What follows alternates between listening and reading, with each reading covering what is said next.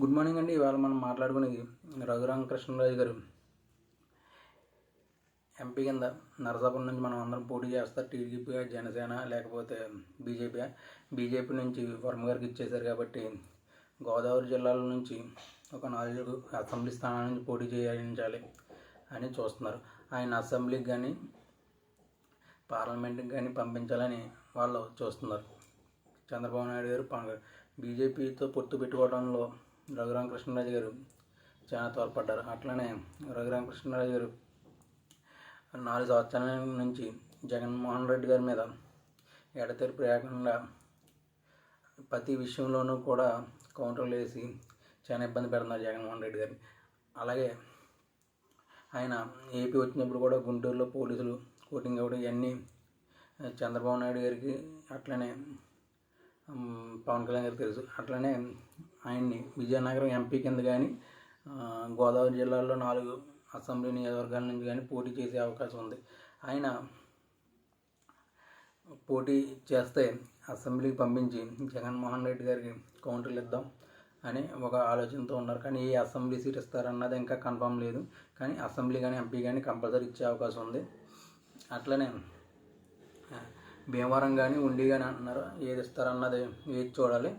అట్లనే టీడీపీ జనసేన పొత్తుకి పెట్టుకోవడం మెయిన్ పవన్ కళ్యాణ్ గారిని కలపడం ఈ రఘురామకృష్ణరాజు గారు ఛానల్ పేరు. అలాగే సోము వీర్రాజు గారు టికెట్ రాకుండా చేయడంలో తోడ్పడ్డారు అని కూడా ఆయన అన్నారు.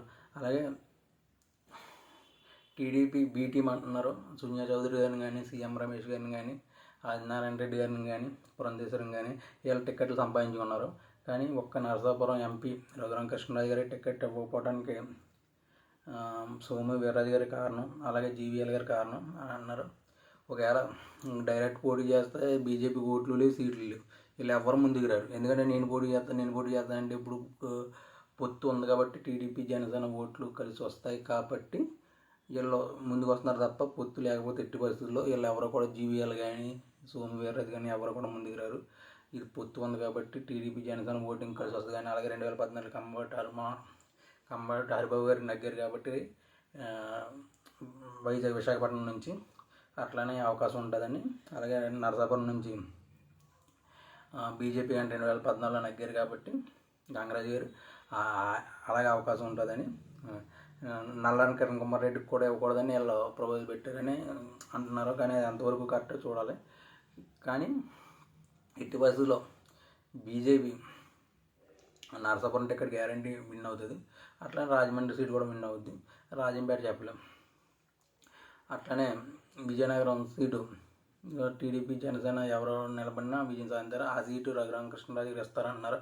అది ఎంతవరకు వేచి చూడాలి.